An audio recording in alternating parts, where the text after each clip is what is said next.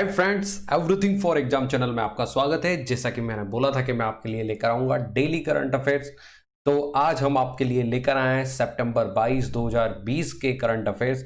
तो ये बहुत ही सेलेक्टिव और इफेक्टिव करंट अफेयर्स है और एग्जाम में आपको यहां से क्वेश्चंस जरूर मिलेंगे। तो फ्रेंड्स, अंत तक जरूर बने रहे। तो मैं तरुण दादीच आपका स्वागत करता हूं और आप प्लीज अंत तक जरूर बने रहिए।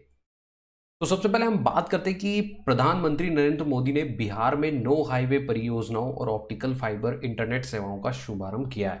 तो अभी आप जानते हो कि बिहार में इलेक्शन आने वाले हैं, तो इलेक्शन के दौरान हमेशा नई नई योजनाएं लाई जाती है। तो इसी दौरान अभी हमारे प्रधानमंत्री नरेंद्र मोदी जी ने बिहार में 9 हाईवे प्रोजेक्ट्स है और ऑप्टिकल फाइबर इंटरनेट सेवा स्टार्ट की है बिहार में। तो क्या है ये, किसके अंतर्गत की है? तो ऑप्टिकल फाइबर सेवा जो है, घर तक फाइबर एक योजना, एक स्कीम चली है, उसके तहत प्रदान की जाएगी और इन सेवाओं को कॉमन सर्विस सेंटर के संयुक्त प्रयासों के साथ निष्पादित किया जाएगा। इस परियोजना को घर तक फाइबर योजना के तहत इलेक्ट्रॉनिक्स और सूचना प्रौद्योगिकी मंत्रालय द्वारा लागू किया जाना है। तो मतलब जी, ये योजना घर तक फाइबर लॉन्च की जाएगी, ये इलेक्ट्रॉनिक्स और सूचना प्रौद्योगिकी मंत्रालय द्वारा लागू की जाएगी। और इसके अलावा आप ये याद रख सकते हो, क्योंकि बिहार के इलेक्शन आ रहे हैं, तो बिहार से रिलेटेड क्वेश्चन भी आ सकता है। तो बिहार के मुख्यमंत्री जो अभी है वो है नीतीश कुमार, जो वहाँ के राज्यपाल है वो फागू चौहान है, और जो इलेक्ट्रॉनिक्स और सूचना प्रौद्योगिकी मंत्रालय जो कि राज्य स्तर पर काम करता है, तो राज्य मंत्री जो है वहां के वो धोत्रे संजय शामराव है। तो ये आप याद रख सकते हैं फ्रेंड्स। इसके बाद हम चलते हैं कि पीएम मोदी को चिकित्सा शिक्षा के लिए आईजी नोबेल पुरस्कार 2020 से सम्मानित किया गया है। मैं आपको बता देता हूं कि चिकित्सा शिक्षा के क्षेत्र में कुछ काम करने के लिए आईजी नोबेल पुरस्कार दिया गया है 2020 का। पीएम मोदी को क्यों दिया गया, मैं आपको बता रहा हूं। उन्हें दुनिया को कोविड-19 महामारी के सुरक्षा के उपायों को, सावधानियों के उपयोग बताने के लिए और अच्छा मैसेज देने के लिए प्रतिष्ठित पुरस्कार से सम्मानित किया गया है, जो कि बताता है कि राजनेता, वैज्ञानिक और डॉक्टरों की तुलना में जीवन और मृत्यु पर अधिक तत्काल प्रभाव डाल सकते हैं। मतलब जीवन और मृत्यु कर जो रेशियो होता है, जो उसका इफेक्ट होता है, उस पर अत्यधिक अगर कोई इफेक्ट डाल सकता है तो वो राजनेता डाल सकता है, कंपैरिजन टू साइंटिस्ट और डॉक्टर्स। तो इन चीज़ों के लिए कोविड-19 के दौरान उनके जो मैसेजेस, जो उन्होंने सुरक्षा कारण दिए और जो उन्होंने देश के लिए एक इफेक्टिव वर्क किया, इसके लिए उन्होंने आईजी नोबेल पुरस्कार दिया गया है। और पीएम मोदी आईजी नोबेल पुरस्कार से सम्मानित होने वाले दूसरे भारतीय प्रधानमंत्री, अगर ये पूछा जाए तो वो दूसरे प्रधानमंत्री हैं। इसके पहले 1998 में अटल बिहारी वाजपेयी को सम्मानित किया गया था और उन्होंने परमाणु बमों के आक्रामक शांतिपूर्ण विस्फोट के लिए संयुक्त रूप से पाकिस्तान के प्रधानमंत्री नवाज शरीफ के साथ आईजी नोबेल शांति पुरस्कार जीता था। मतलब नवाज शरीफ को भी दिया गया था और अटल बिहारी जी की, दोनों को साथ दिया गया था और आईजी नोबेल पुरस्कार। और प्रधानमंत्री दूसरे नंबर के प्रधानमंत्री जिन्हें ये पुरस्कार मिला है। इसके बाद हम बात करते हैं कि नोवाक जोकोविच ने 2020 इटालियन ओपन खिताब जीता है। तो अगर आपसे पूछा जाए कि इटालियन ओपन खिताब 2020 किसने जीता है मेंस में, तो वो नोवाक जोकोविच है। और उन्होंने अर्जेंटीना के मेन डिएगो स्वार्ट्जमैन को 7-6, 5-3 से हराकर 2020 का मेन सिंगल इटालियन ओपन खिताब जीता है और ये उनका खुद का 5वां समग्र रोम खिताब है। इसके अलावा महिलाओं के एकल में सिमोना हालेप ने चैंपियन कैरोलिना प्लिस्कोवा को 6-0, 2-1 से हराकर अपना पहला इटालियन ओपन खिताब जीता है। मतलब महिलाओं में सिमोना हालेप का ये पहला इटालियन ओपन है, तो यहां से भी क्वेश्चन आ सकता है।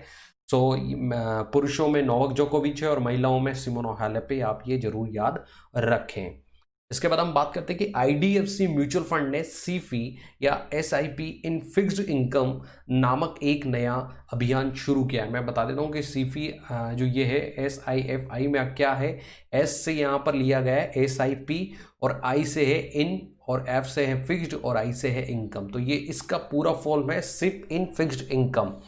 तो मैं आपको बताता हूं कि एसआईएफआई बेहतर जोखिम समायोजित रिटर्न उत्पन्न करने में मदद करता है। मतलब अच्छा रिटर्न उत्पन्न करने में मदद करता है ये फंड। और डेब्ट फंड जो होता है उसमें सिर्फ इक्विटी बाजारों में उच्च अस्थिरता के प्रभाव को कम करने के लिए मदद कर सकता है, जिससे आवंटन को संतुलित किया जाए। मतलब आवंटन को संतुलित करने के लिए और जो उच्च अस्थिरता होती है उसके प्रभाव को कम करने के लिए सिर्फ इक्विटी फंड को बाजारों में लाया जाता है। तो सिप क्या है, मैं आपको बताता हूँ। सिस्टेमैटिक इन्वेस्टमेंट प्लान होता है जो कि आईडीएफसी म्यूचुअल फंड ने लॉन्च किया है, ये अभियान शुरू किया है। उसके बाद HCL और गूगल क्लाउड HCL के एक्टियन पोर्टफोलियो के लिए साझेदारी का विस्तार। मतलब HCL और गूगल क्लाउड में आपको बताता हूँ कि साझेदारी हुई, ये किसके लिए हुई, ये एक्टियन पोर्टफोलियो के लिए साझेदारी हुई, जिसका विस्तार बड़ा है, कहने का मतलब उस साझेदारी का विस्तार बड़ा है।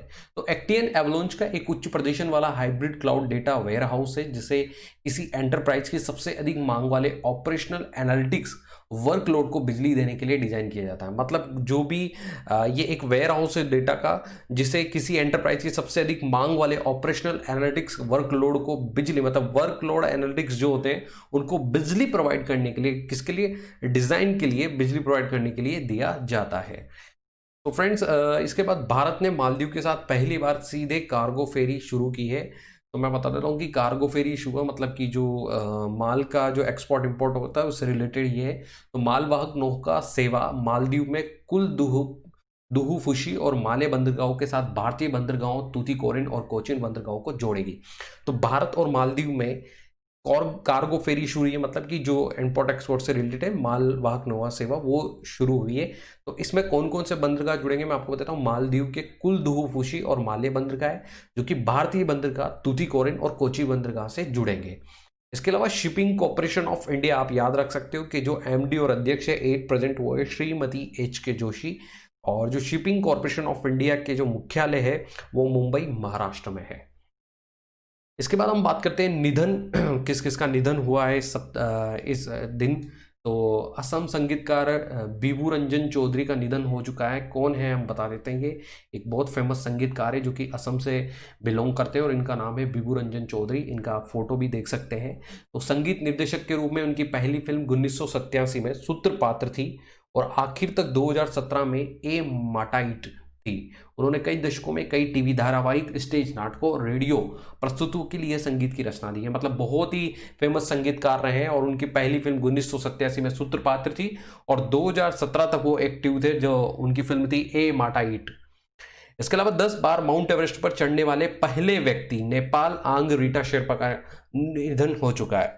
मैं आपको बता देता हूं कि माउंट एवरेस्ट पर 10 बार चढ़ चुके हैं, ऐसा कारनामा करने वाले सिर्फ एक व्यक्ति है, वो है नेपाल आंग रीटा शेरपा, नेपाल के आंग रीटा शेरपा जिनका निधन हो चुका है। तो उन्हें अपने चढ़ाई कौशल के लिए हिम तेंदुआ के रूप में भी जाना जाता था, मतलब हिम तेंदुआ की उपाधि उनको दी जाती थी। इसके अलावा ऑक्सीजन का उपयोग किए बिना 8,848 मीटर माउंट एवरेस्ट पर सबसे सफल आरोही बनाने के लिए एक प्रतिष्ठित गिनीज वर्ल्ड रिकॉर्ड प्रमाण पत्र से भी उन्हें सम्मानित किया गया था। मतलब बिना ऑक्सीजन के वो इस माउंट एवरेस्ट पर चढ़ चुके हैं और इसके लिए उन्हें गिनीज वर्ल्ड रिकॉर्ड के प्रमाण पत्र से भी सम्मानित किया गया था। तो ये थे बहुत महान हस्ती है, इनका निधन हो चुका है। इसके बाद हम बात करते हैं कि लोगो और सॉन्ग का डेस्टिनेशन नॉर्थ ईस्ट 2020 फेस्टिवल के लिए अनावरण किया गया। मतलब डेस्टिनेशन नॉर्थ ईस्ट 2020 फेस्टिवल के लिए लोगो और सॉन्ग लॉन्च किया गया। ये देख सकते हैं आप, इसका जो एडवर्टाइजमेंट है ये इधर है। तो ये केंद्रीय मंत्री डॉक्टर जितेंद्र सिंह ने एक वीडियो कॉन्फ्रेंस के माध्यम से त्योहार destination north east 2020 the emerging delightful destination के लिए लोगो और गीत का अनावरण किया है। और इस कार्यक्रम का जो मुख्य उद्देश्य है वो पूरे देश में युवा उद्यमियों के लिए पूर्वोत्तर क्षेत्र की अस्पष्टीकृत संभावनाओं को उपलब्ध कर। जैसा आप जानते हैं कि नॉर्थ ईस्ट में जो है लोगों में बहुत ज़्यादा हुनर है, लेकिन वो पूरे देश तक नहीं पहुंच पाता है, तो उसको आगे लाने के लिए ये फेस्टिवल मनाया जाता है। और इसका जो उद्घाटन है वो कहने का मतलब जो इस उद्घाटन में अमित शाह जी भी होंगे, वो 27 सितंबर को जाएंगे। इसके अलावा हम बात करते हैं जम्मू एंड कश्मीर ने national generic document registration system launch किया है। तो जम्मू कश्मीर जो आप जानते हैं अभी यूनियन टेरिटरी बना है, उन्होंने एक national generic document registration system launch किया है। क्या है हम उसके बारे में जानते हैं। जम्मू कश्मीर के लेफ्टिनेंट गवर्नर मनोज सिन्हा ने केंद्र शासित प्रदेश के लिए national generic document registration system launch किया है। इसके लिए आप याद रख सकते हैं कि जम्मू कश्मीर के 8% जो लेफ्टिनेंट गवर्नर है वो मनोज सिन्हा जी है। और क्या है ये प्रणाली? इस प्रणाली को राष्ट्रीय सूचना विज्ञान केंद्र NIC द्वारा विभिन्न प्रकार और विविधताओं को संबोधित करने के लिए विकसित किया गया, जो राज्यों में स्वरूपों, भाषाओं और प्रक्रियाओं और सूत्रों के आधार पर प्रचलित है। मतलब कि राज्यों में स्वरूप, भाषाओं, प्रक्रिया और सूत्रों के आधार पर प्रचलन के दौर पर इसको राष्ट्रीय सूचना विज्ञान केंद्र की ओर से प्रायोजित किया गया है। इसके अलावा युद्धपोत पर तैनात होगी पहली बार 2 महिलाएं। पहली बार कोई युद्ध पोत पर 2 महिलाएं तैनात होगी, और वो कौन है, किनको किनको ये क्रेडिट मिला है, वो है लेफ्टिनेंट कुमुदनी त्यागी और लेफ्टिनेंट रीति सिंह। इनका आप इधर पिक्स देख सकते हैं, तो ये इमेज में आप देख सकते हैं लेफ्टिनेंट कुमुदनी त्यागी और लेफ्टिनेंट रीति सिंह है जिनको युद्ध पोत पर तैनाती मिलेगी, और युद्ध पोत क्रू के रूप में इस तैनाती किया जाएगा। और ऐसा पहली बार हो रहा है। आमतौर पर नौसेना महिलाओं की तैनाती विंग एयरक्राफ्ट की फिटिंग के लिए ही होती रही है। लंबे समय के लिए युद्ध पोत पर महिला अधिकारी की तैनाती पहली बार, मतलब ये पहली बार हो रहा है कि लंबे समय के लिए तैनाती की जाएगी। तो आपको 2 ही नाम याद रखने हैं, लेफ्टिनेंट कुमुदनी त्यागी और लेफ्टिनेंट रीति सिंह। तो फ्रेंड्स, ये थे 22 सितंबर के सेलेक्टिव और इफेक्टिव करंट अफेयर्स। तो हम आपके लिए हमेशा लेकर आएंगे डेली करंट अफेयर्स भी, वीकली, मंथली। तो यहाँ मिलेंगे आपको सेलेक्टिव और इफेक्टिव करंट अफेयर्स। तो फ्रेंड्स, हमारी वीडियोस को देखना ना भूलें। And thank you for watching everything for exam, and please like, subscribe and share करना ना भूलें। Thank you.